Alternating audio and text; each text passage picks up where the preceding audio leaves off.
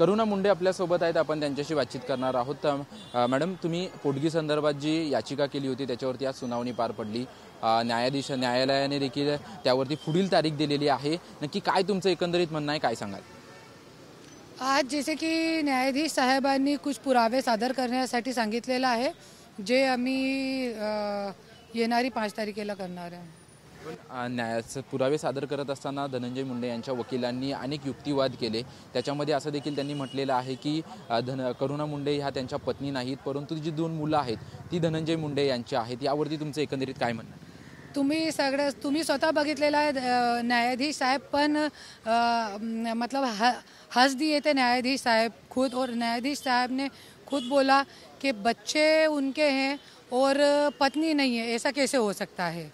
तो ये पुरावे सारे मैं आने वाली 5 तारीख को सादर कर दूँगा। त्यांच्या वकिलांचं असं देखील म्हणणं आहे की तुम्ही आर्थिक दृष्ट्या सक्षम आहात, तुमच्या अनेक कंपन्या आहेत, तुम्ही निवडणूक देखील लढलेली आहे, तुम्ही इन्कम टॅक्स देखील भरताय, मग तुम्हाला पोटगीची काय गरज आहे, असा देखील वकिलांनी युक्तिवाद केला। निवडणूक लढण्यासाठी 10,000 रुपयाची डीडीची फक्त गरज असते, आणि जे निवडणुकीमध्ये काही खूप मोठा खर्च मी केलेला नाही आहे। आणि जे 3 कंपनी आहे कंपनी, पण जे धनंजय मुंडेचीच होती, आणि ज्या वेळे 2016 पासून ते कंपनी बंद पडलेली आहे, त्याच्यामध्ये काहीही उत्पन्न नाही आहे।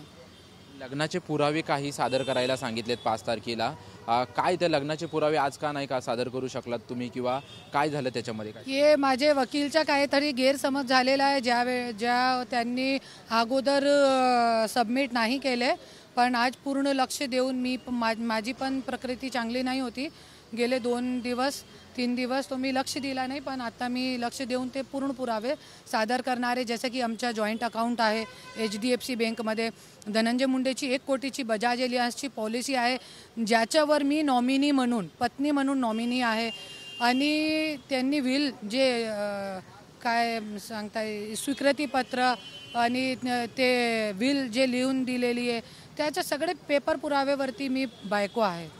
वकिलांचं त्यांचं असं म्हणणं होतं की राजश्री मुंडे ह्या त्यांच्या पत्नी आहेत, तुम्ही त्यांच्या पत्नी नाही, असा देखील वकिलांनी त्या ठिकाणी युक्तिवाद केला।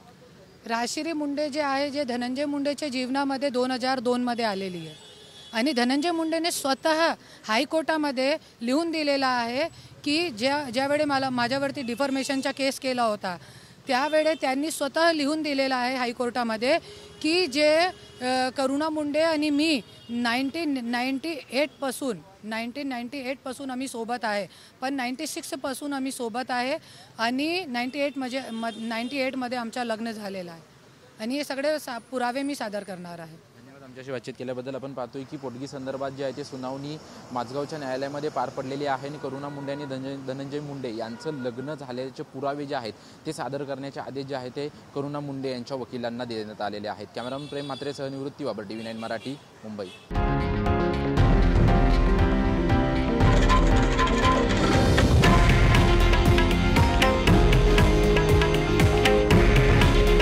हे आहे देशातील नंबर 1 न्यूज नेटवर्क, आणि आपण पाहत आहात TV9 मराठी।